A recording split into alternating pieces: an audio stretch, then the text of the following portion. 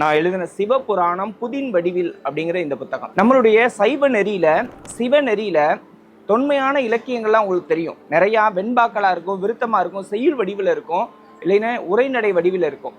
நவீனமான ஒரு இலக்கிய வடிவில் ஒரு சிவநெறியை சொல்லக்கூடிய ஒரு புத்தகம் என்னுடைய சிவபுராணம் புதின் வடிவில் அப்படிங்கிற இந்த புத்தகம். திருவாசகத்தினுடைய முதல் பதிகம் சிவபுராணம். அந்த சிவபுராணத்தினுடைய தொன்மையை, அதனுடைய சொல்லிய பாட்டின் பொருளை நீங்கள் உணர்ந்துக்கிறதுக்காக இந்த புத்தகத்தை நான் வடிவமைச்சிருக்கிறேன். உதாரணத்துக்கு ஒன்று சொல்கிறேன். வேகம் கெடுத்தாண்ட வேந்த நடி வெல்க அப்படிங்கிற அந்த வரிக்கு நான் எழுதியிருக்கக்கூடிய நவீனமான ஒரு கவிதை வடிவத்தில் நான் சொல்கிறேன். முன்னே செல்பவர்கள் எல்லாம் முன்னேறியவர்களும் அல்ல, பின்னால் வருபவர்கள் எல்லாம் பின்தங்கியவர்களும் அல்ல.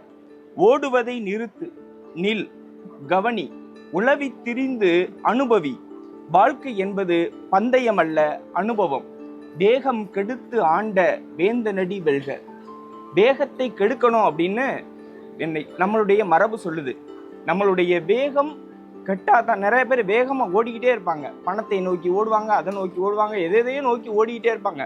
இந்த ஓடுவதை நிறுத்தி வாழ்க்கையை அனுபவிக்கணும் அப்படின்னு சொல்லுது நம்மளுடைய மரபு. இந்த மாதிரி நம்மளுடைய சிவபுராணத்தை ஆழ்ந்து நீங்க உணர்வதற்காக நான் எழுதிய புத்தகம் சிவபுராணம் புதின் வடிவில் அப்படிங்கிற இந்த புத்தகம்.